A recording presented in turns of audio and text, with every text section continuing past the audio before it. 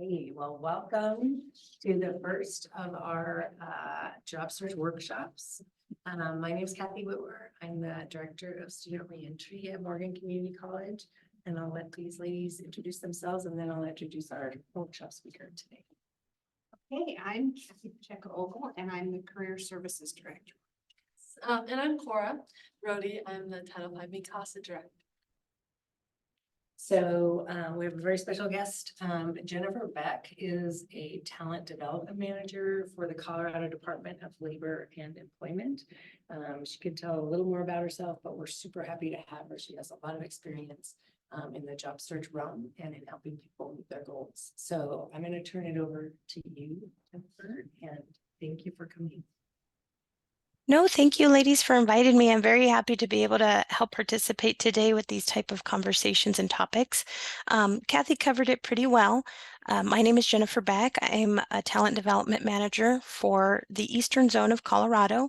So essentially I've been working for the Colorado Department of Labor and Employment for approximately 16 years through Workforce Center offices. So you guys may be familiar there in Fort Morgan. We do have a brick and mortar location. It's the Fort Morgan Workforce Center. With that being said, we have also expanded our service delivery to be able to offer connections to virtual career coaches. So people that similar to those that are in the building, working with job seekers and customers on priorities of how to get a job, keep a job, stabilize their income, upskill. We also have virtual career coaches that we can provide some connection to.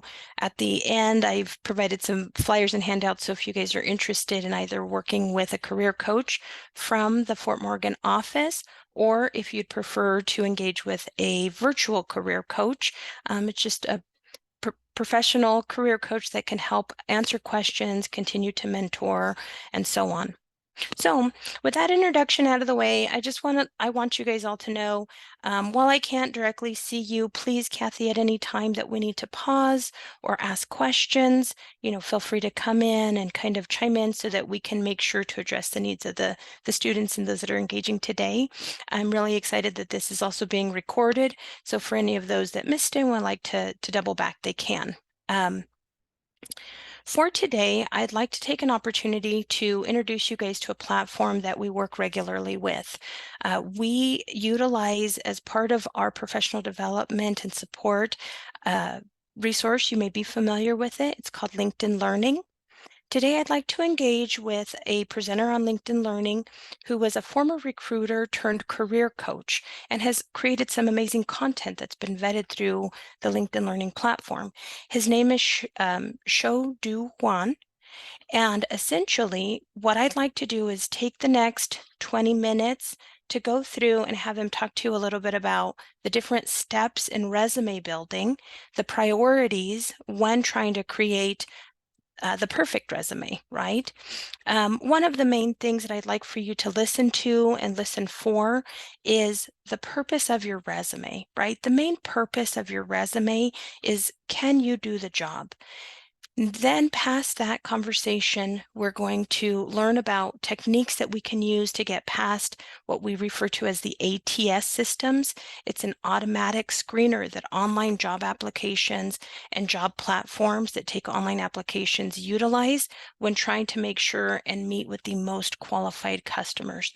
So again, to rephrase that, when engaging with any online job application platforms or online recruiters, the systems are set up to screen out the clients with minimal experience or do not meet the minimum experience. And that's something that as a job seeker, we need to be aware of. Lastly, after we listen to the overview, I'd like to introduce you guys as well to Connecting Colorado, which is our online platform through the Workforce Center systems, and how you can utilize techniques that are demonstrated in today's presentation at a local level. And you can find job descriptions at a local level and implement the same practices and exercises that we're going to look at today. So with that being said, I'm going to go ahead and start up a screen share. We're going to start up a video. Kathy, if the audio is not working correctly, I would really appreciate it if you let me know. If things seem to be going well, I'll just keep it going. Sound like a plan? I see you running. Sounds like it. Awesome. Thank you, Kathy.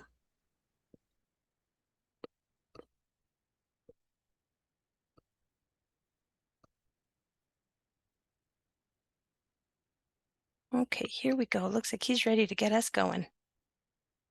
Now, this is what most people think resume. A chronological list of your life story, a brag sheet of every single win you've ever had in your career, or a way for recruiters to get to know who you really are. But that is not the purpose of that. First, let's pause it. That purpose is to get you an interview. Kathy, did you need me to pause? I do. I'm trying to, the volume's very, very, very low. Okay, no worries. I don't know if that's on. I can increase the volume on this side to see if it helps any. Try that, yeah, because it's very, very hard to hear.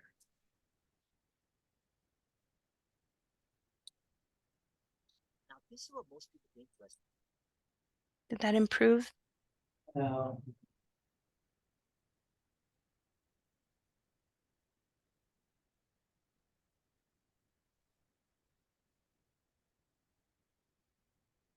If we're not able to get the audio going, Christy or Kathy, I can speak it out. It may not be as polished, but Let's try one thing again. okay. Are you ready? Let me know when you're ready. Try it. Now, this is what most people think resume. No, Did that improve at all? didn't. He's so quiet. I'm not sure how to get it. Do you guys have a mic you use in that room, Kathy? I wonder if it's like the audio is just playing off of your desktop speakers. I think it is. I think that's how. Okay. Well, I can go ahead and back us on up. I mean, it's not necessarily, I won't have the all of the graphics that he shares, but in a nutshell, I mean, I know I'm very familiar with all of the content. So I think it's more important that they hear the content than have the polished graphics. Sorry about that. No, it's okay.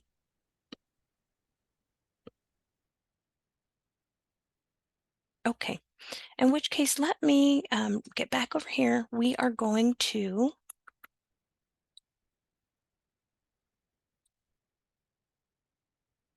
I need to stop my screen share and get back to the main session. Thank you guys for bearing with us through our technical difficulties.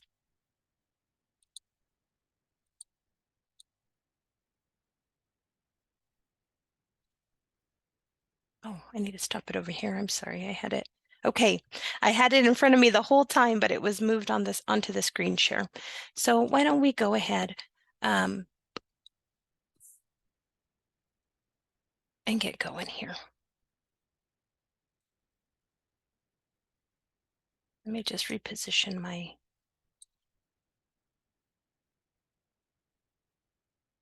Okay, so let's go ahead and go with a restart. Today, during the conversation of resume building, there's a few specific areas that I'd like for us to touch on that I think are best in service of you guys as job seekers, as people that are looking for an opportunity for employment. So one of the biggest purposes of a resume is to clearly establish if you can do the job at hand, right? So as we build our resumes, we want to make sure that we keep that in the forefront and the priority of the document that we are creating. Many times we are entering into a new career opportunity. Sometimes, depending on, and again, I don't have your guys' history and background, but if you are a student with limited work experience, there's a way to highlight your education as it pertains to that job. If you have plenty of background work experience, but you're changing careers, there's a way to also highlight transferable skills. And then lastly, if and when there's an opportunity to do a combination of both of those things. You know, we can also teach you how you highlight and when you highlight each of those areas. So jumping right in, I think I've already stated it several times. Can you do the job, right? How do you, beyond a shadow of a doubt, establish that you're able to complete the functions as required in the job? In order to demonstrate that through a resume, what I would like to do is make sure that you guys are familiar with what attracts recruiters to a resume, right?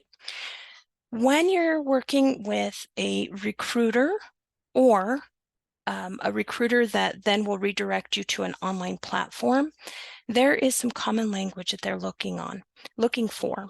Essentially, that is established through the job descriptions.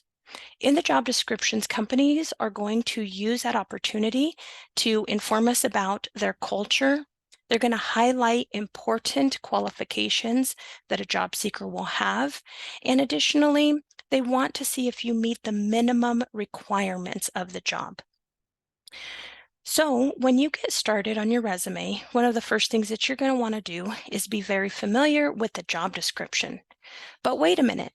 If I am tailoring my resume to a job description, how am I going to use it for an unrelated job?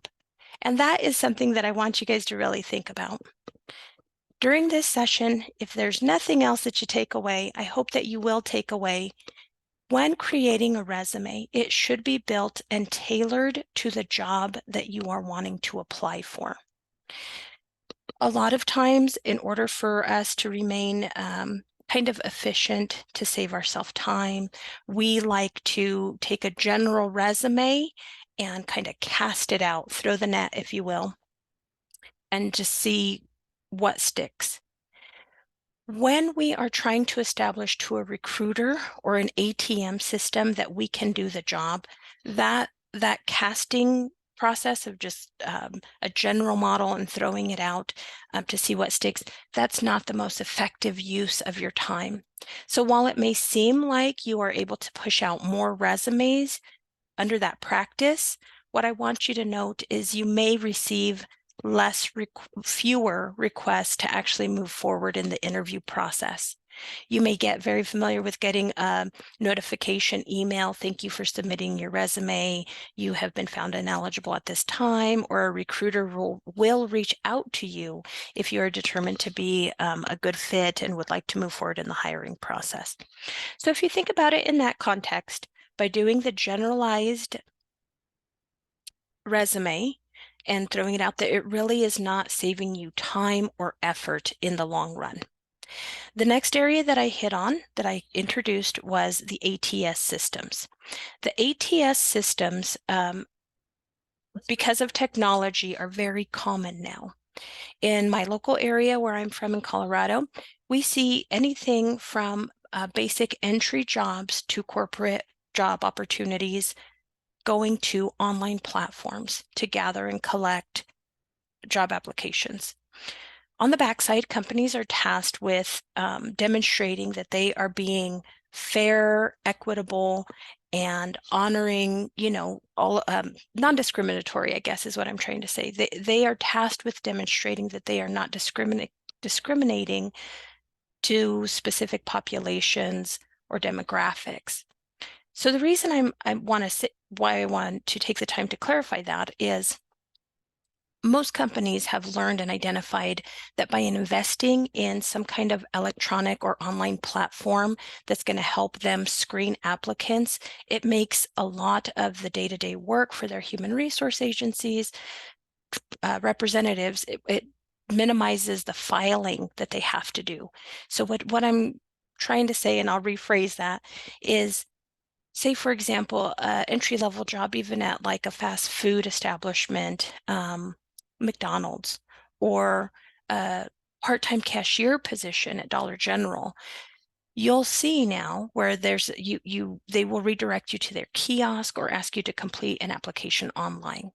That is because in the background, they've identified a way to save themselves a lot of time in filing and record retention.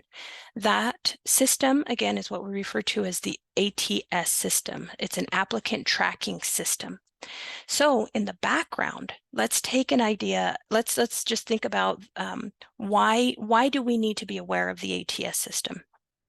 In older times or other, previous job search eras, we may reach out and let a company know, hey, I heard from Susie, who's worked from you for 10 years, that you guys are looking, and she thought that I would be a good fit for this job, right? We try and connect the dots. With the ATS system, we are going to utilize what we learn about the ATS system to also help us get past the ATS systems. So they're an automated service software that's established, whichever vendor the company is using. It's not intuitive. It's not a human being. We're not having that conversation. It's a software system. It's a program.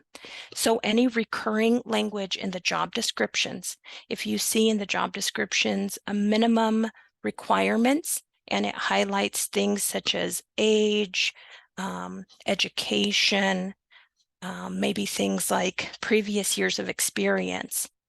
What that is letting us know is that based on that job description, the ATS system, the applicant tracking system, is going to be pre-screening the applications that come through. For that purpose, it's very important now that we have an understanding what the ATS system is, what it does, and we can trust if we're being asked to submit an online application and or receiving an auto reply that we have now engaged with an ATS system. Now that we know that the ATS systems are working in the background, there are a few additional tips, right? So we're going to start incorporating in common language. There are some things that I'd like to point out that don't function well with the ATS systems. So like ATS systems, they can't read certain information based on elaborate formatting, graphics. There's times when people choose to incorporate in like a headshot, or they try and put in things that they feel give their resume a little pizzazz, maybe some clips or graphics. ATS systems do not interpret those well. They can't interpret them well, and at times will screen you out. They'll screen your resume out because they think that it's a form of maybe electronic spam or otherwise. So it's very important for you guys to be aware that when you're including headshots and graphics into your resumes, when you're embellishing with a lot of real fancy fonts, or you're doing a lot of formatting, you're doing the most with the formatting to have a professional looking resume, you're inserting additional columns or pop outs and graphics, the ATS system is more liable to stop. While you're trying to appeal to the eye, it's important to know that those are things that will stop your resume in its tracks, and they'll never get past the electronics pre-screening. So to keep moving forward, now that we've established that most applications are subject to, the pre-screening of an ATS system, that the ATS system doesn't understand or utilize graphics, fancy fonts, pictures such as headshots well, let's talk a little bit more about what it does understand and what it does use well. So one of the key strategies in customizing your resume is to pull the job description, okay? When you pull the company job description, you are getting an insight to what the company and organization would like to establish as their general culture, but also their minimum requirements. As you're reading through those job descriptions, at times things start becoming redundant or repetitive, right? We get an opportunity where we're just like, my goodness, this is the 7th time I've heard that they need Microsoft Office. I get it.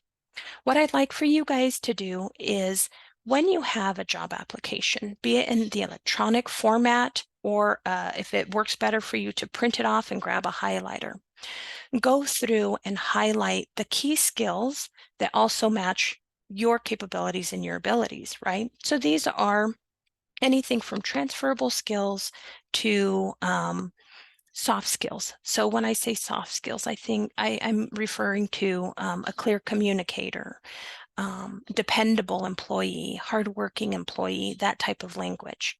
When I say transferable skills, these are technical skills that you already have some level of training, either through school or on the job, that you're familiar with. So this would be things like Microsoft Office, or say you're branching into the healthcare industry and you've been going to school to, work as a nurse. You would want to highlight some of that healthcare language, vital signs, assessments. Depending on the job description, that's how you really narrow down your transferable skills. This will help the ATS system, which we can refer to as kind of a pre-screener, right? That applicant tracking system. It'll help them identify you as a good fit for the job. The more of your qualities that line up with the job description is going to kind of cue in that pre-screener that, hey, we may need to stop and look at this applicant a little bit closer. When you are creating your resume, right? We've now identified that there is a need to understand there's an ATS system in the background, how we get past it, what we want to avoid, to be pre-screened out. There are different styles of resumes that can be utilized in service of your specific application and in service of your specific career choice, your experience, your education. Okay, so in that, because I don't have a graphic in front, I'm going to ask you guys to kind of come along with me in imagining, right? You are putting together a resume, and one of the first steps is identifying what do I want to highlight in this resume. Based on my approach, I'm going to decide, do I have a lot of work experience in this industry, years of experience that I could highlight? In which case, I'd want to keep that to the top of my resume. Or am I a student who has a lot of work experience and transferable skills, but also is new to this career field and doesn't have previous experience? In which case, I'd want to establish that I meet the minimum requirements early on in my job application, and then dedicate underneath that and highlight transferable skills. So what I would choose in that event would probably to put my education closer to the top versus down underneath. I don't want them to see everything I've done previously and think I got lost and decided to apply for their job. I want them to know beyond a shadow of a doubt that I understand the job that I'm applying for. I meet the minimum qualifications through my education. Here are the highlights, and then I'll emphasize some of my previous work experience to establish dependability and transferable skills. If you are a student who has very limited work experience, no need to worry. You can utilize the best of both of those functions. So what I would really highlight in that instance, I would keep the education to the top of your resume, followed by additional transferable skills in education.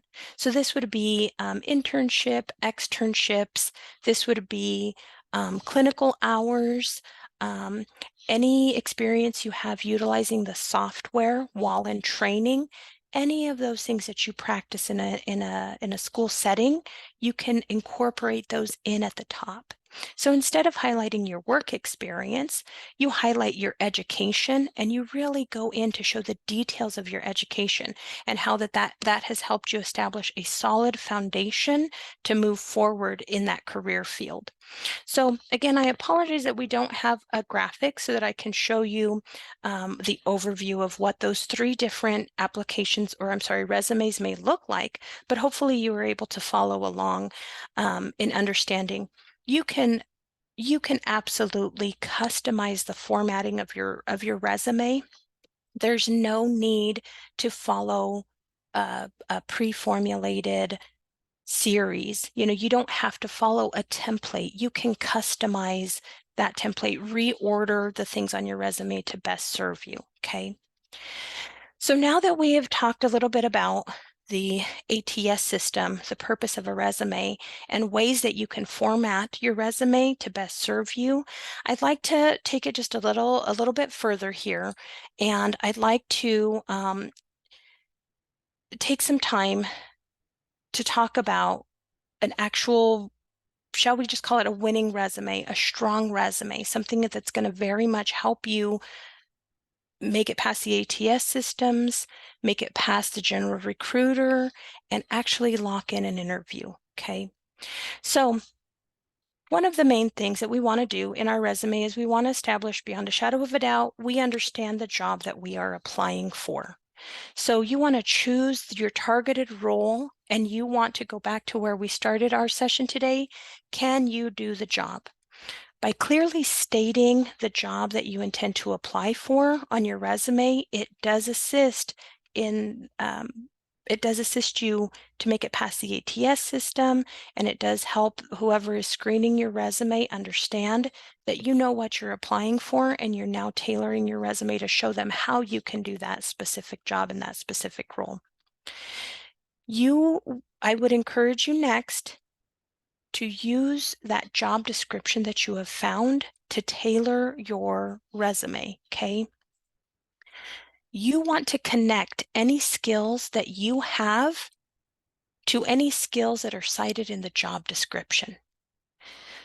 What we want to avoid is falsifying, right? So if the job description clearly states, you need to be proficient in Google Suites, and you've never really used it, but you think you can learn it pretty quick because you're tech savvy, I would advise you to avoid labeling yourself as an expert in Google Suites, right? You can absolutely incorporate in transferable skills, education, volunteerism, any software that you've previously worked with that aligns with that job description. Put it in there. That's a good thing to do.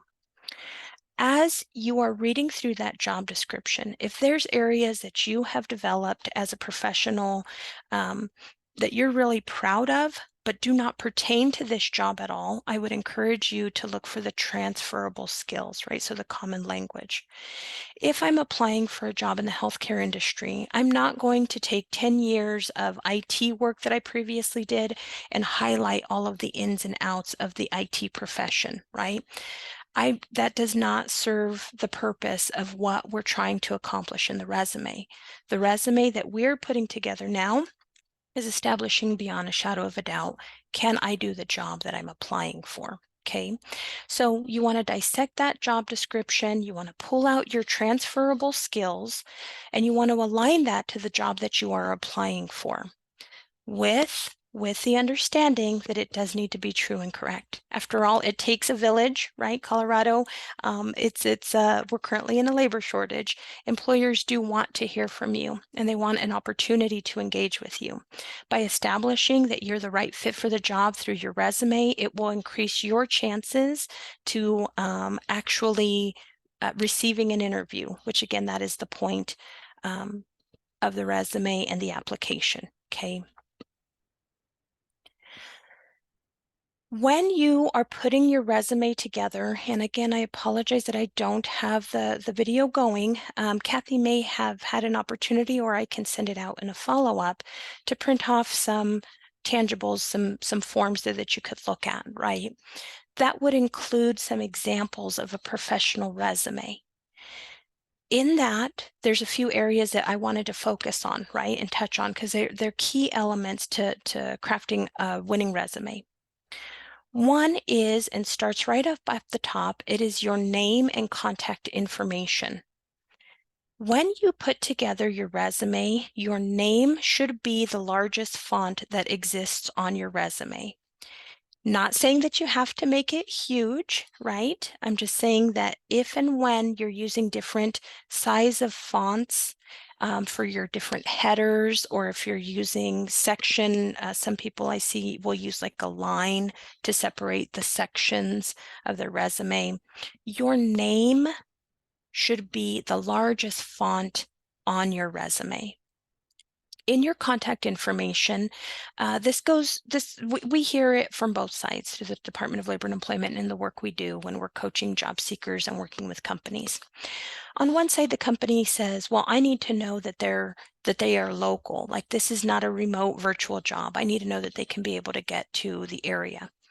And sometimes, because they are they are screening out any addresses that are not in the local area, they sometimes miss out on people who are moving to the local area, right? So on the other side, the job seeker side, we hear job seekers say, okay, I'm pushing out a bunch of applications and resumes. I am getting them sent out. I am eager to work. I don't want my full mailing address running across all of these systems. You know, I feel like that puts my personal information at risk. And I would say they're both right? Both parties have provided a lot of insight, and I'd encourage you guys to compromise, right? Find the compromise. If you're applying for a job that's outside of your local area, so for example, I know you guys are joining from Fort Morgan. If you're applying for a job in, let's say Burlington, right? If you intend to move to that location or have plans to move to that location, it is absolutely okay to cite Burlington on that resume. If you would prefer not to include the entirety of your address, that is absolutely okay as well. I would encourage you to consider what I talked about on the employer side and why it's so important, why they care where your address is. And at a minimum, include the city and state. For remote jobs as well, you know, there's not as much of relevancy as long as you have a strong internet connection when it comes to remote job opportunities. But in the meantime, know that it's very relevant to the employer. It's relevant to the applicant to connect those dots, right? Because again, we're trying to secure an interview, okay? One thing that I would encourage is make sure to designate your primary form of communication. If you would like to provide an email, please set up a professional email. You want to avoid using anything overly casual. I still own my original email that I created, I think when I was in the 6th grade, and I did not create that email with the purpose of applying for work.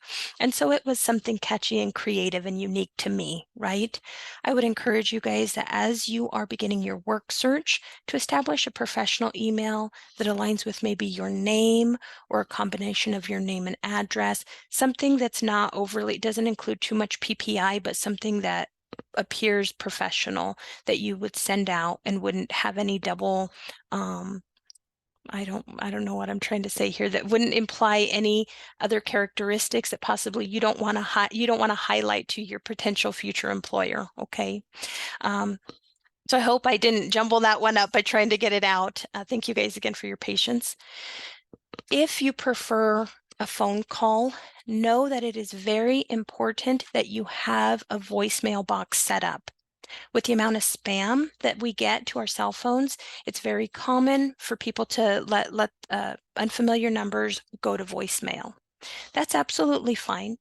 If an employer is attempting to contact you because you've included a phone number on your resume and they cannot get through because there's not a voicemail box set up, that's a huge barrier and challenge. You will begin to feel, you know, that nobody is corresponding. Know that there's a lot of different generations in the workplace, and the recruiter or HR personnel that may be trying to reach out to you to coordinate, even the manager that may be reaching out to try and coordinate an interview with you, they may prefer to do a quick phone call. If you've listed your phone number on there and there's no voicemail option, I've worked with a lot of companies and employers that say that's right away. It doesn't matter how much more encouraging the resume was, they automatically put it to the not interested pile. Okay, so something very important to be familiar on. As you continue to build out your resume, you want to include a summary and key skills on your resume. This will be the area where you designate some things that are specific to you but transfer over to the job. Again, in those handouts, there's some examples of what that might look like. I would encourage you, I'm fully aware that a lot of job seekers are very intimidated by that summary and that section of their resume where they're highlighting action statements. I would again encourage you to reach out to the local workforce center and or the virtual career coaches. They're just like me. They're state-funded employees whose job is to help job seekers that are actively looking for work. We have some great VCC staff or the virtual career coaches that can help you create and tailor those action statements. So don't let it overwhelm you, okay? The most important thing, take action. Keep on moving forward. If you don't feel that you have, if you feel intimidated by that section, please jot down some notes and engage with a professional career coach, because it's more important to finish to get to the next steps than to stall out and have that prevent you from moving forward with finalizing your resume, applying for the jobs that you want, and ultimately getting the jobs that you want, right? It'll stop you right in your tracks. In your resume, there should be a section that will highlight professional experience. We talked about 3 different examples of where your current situation may be, right? There's a possibility that you have plenty of experience in the industry for which you want to really build out and strengthen your professional experience section and keep that close to the top of your resume and highlight the years of experiences and impact you had while on the job. If you are a student and have limited professional experience, I'd like to kind of open your eyes, kind of challenge you to look at this in a different way. If you've been involved with extracurriculars, volunteerism, or have any other team organized goals that you've helped work on, consider those as a possibility when you are building out your professional experience or your resume. If you really don't have much as far as volunteerism, extracurriculars, previous job experience, and you're really concerned about that section of your resume, I would encourage you again to reach out to a professional career coach and let them help you understand how you strengthen that section to get everything out of it that you'd like. Again, without the examples, it's a little hard to demonstrate how that may look, but just know there are very many options and career coaches out there to help you get to the next step. Because we are connecting through, MCC, thank you, Kathy, for facilitating this time together. I can, assume that our attendees are currently engaged in education and some kind of training, right? If this is your launching point, right? You may be going into a career that you don't have previous experience with, or you are more of a traditional student and you started right after high school, went to school to get those credentials that you need to be competitive in the labor market. We want to highlight those sections. When you are putting together your education on your resume, there is not a prescribed format that you have to use. So let me rephrase that. You may see on some resumes where it'll say the training entity, like Morgan Community College. Then it will cite the address. It may cite the years that you completed your certificate and the formal name of what your certificate or diploma that you earned are. You do not have to confine yourself to a predetermined template on that. You have the option to customize your resume to highlight what best suits you during the time. So say you want to incorporate in some certificates that you did 10 years ago, you can still incorporate those in and leave off the year that you completed that training. If you choose to do so, there's no necessarily like negative impact that is going to have when you proceed forward into an interview, when you get an opportunity for an interview. You want to be prepared to address approximately the time that you completed that in the event that it comes up. There may be employers who there's different generations in the workplace, and the person that's interviewing you may want to establish a little bit more. Hey, so I see here you completed that certificate, and they may ask some follow-up questions, and you can decide that they're trying to determine how long ago or how recent that was. Just be prepared to move forward in answering that. So If it's slowing you down and you don't have the dates in front of you, or you feel it's too outdated or too recent, you are absolutely okay to leave the year off. However, be prepared to discuss it further if you get the opportunity to move forward in an interview. If the majority of your experience is through education and you want to highlight some additional training opportunities, clinicals, extracurricular activities, or what am I trying to say? Functions, events that you contributed to, you can absolutely incorporate that in under your education section as well. So I know that I've been doing a lot of talking, and without the visual aids, I do want to, apologize if it hasn't been as helpful. What I'd like to do is just kind of wrap up again some of the key points, which are, when you're building a resume, you want to answer beyond a shadow of a doubt that you can do the job. Be aware that the ATS system is working in the background, and if you're not highlighting some of the key words or using too many graphics, you may be limiting your ability to get past that pre-screening function. Once you are building out your resume, incorporate in key words as often as possible.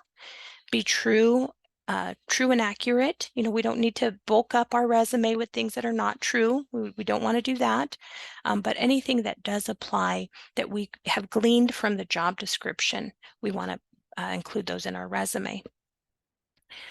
Once your resume is completed, one of the other things that I'd like to encourage all of you to think about, if you decide to use a specific template, right? We know there's a lot of resume wizards out there. If you decide to use one of those templates, there is a lot of formatting that is occurring in the background.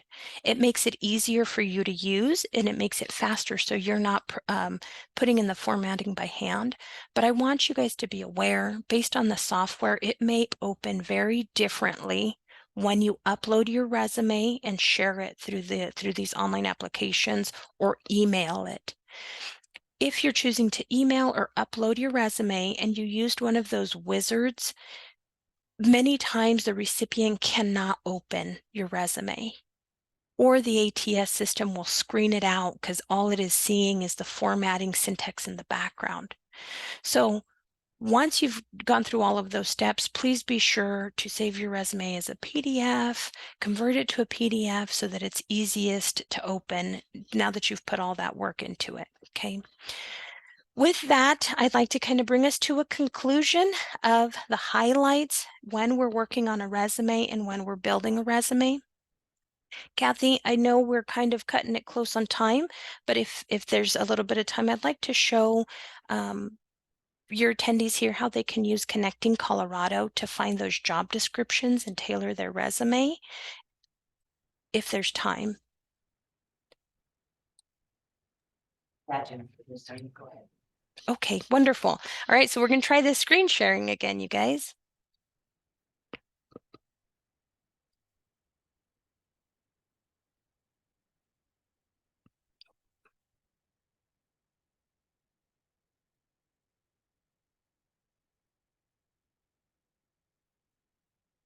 So what you guys are seeing on the screen, this is the platform that the Colorado Department of Labor and Employment uses.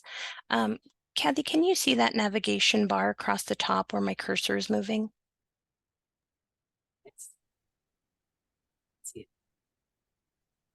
I'm not sure if it's just on my screen or on your guys' screen where it's covering up a large portion of the. We can see it. Okay, let me see if I can move this out of the way. Okay, so this is just a quick screenshot of Connecting Colorado. This is a state-funded platform that all of the workforce centers throughout the state utilize in helping businesses advertise their job postings and in helping job seekers find referrals to jobs and meet their needs when it comes to career, looking for a job and a career, entering into a job and career. Once you're registered in Connecting Colorado, this is a view of your home screen, okay? And so, of course, I have a test account that I use, old Yosemite Sam. He's my favorite little hot-tempered guy. And I do a lot of work in his account to show people and demonstrate what you can use Connecting Colorado and how you can utilize it.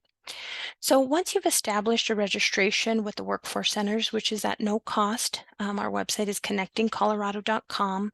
A person can register themselves or work with the office staff or the virtual career coaches in completing a registration. Again, it's at no cost. Here, let me take that out. Here is where you can filter and look for job leads, right?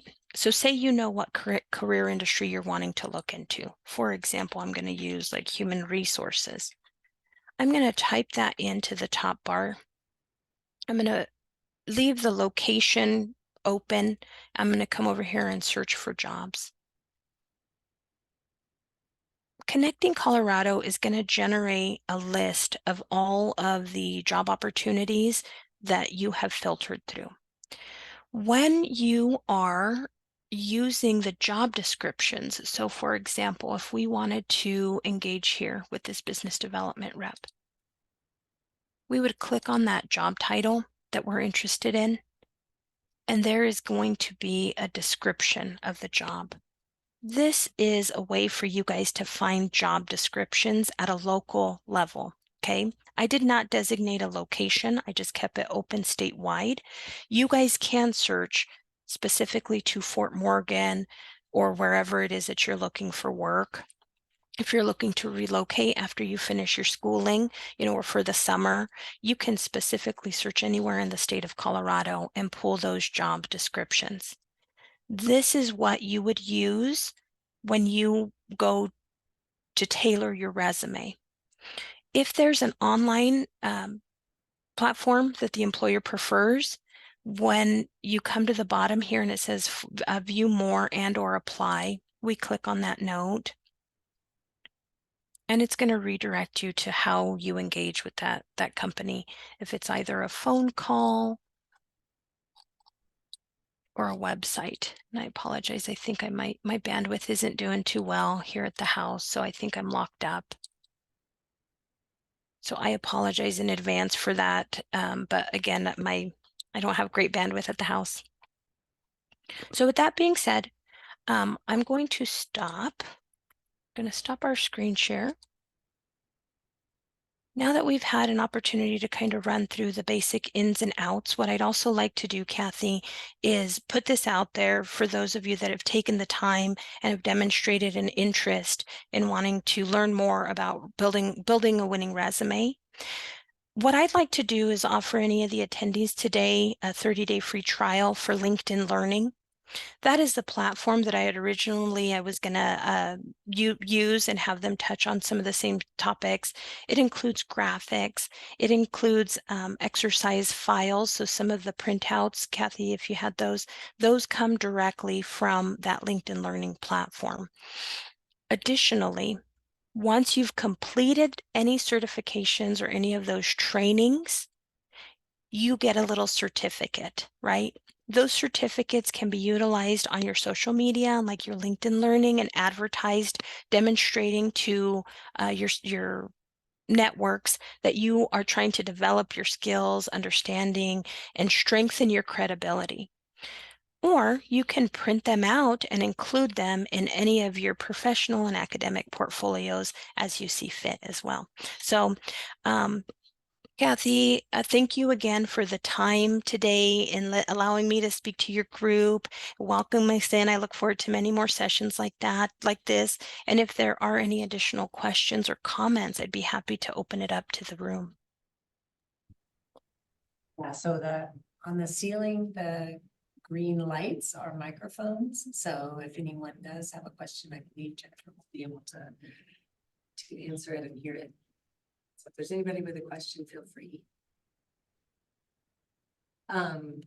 And I wanted to just put a plug in first. Thank you so much, Jennifer, for this first Oh, one. thank you.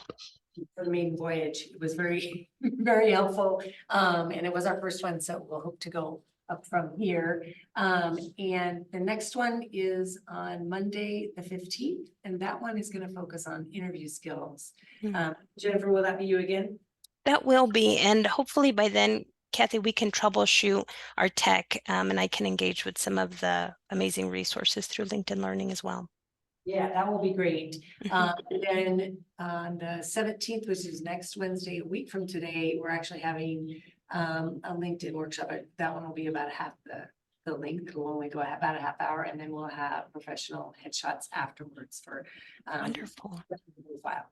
So I'm excited that this got off to a good start, and I thank you for your time, Jennifer, and everyone who was able to attend. Thank Thanks you, for having us. Jennifer.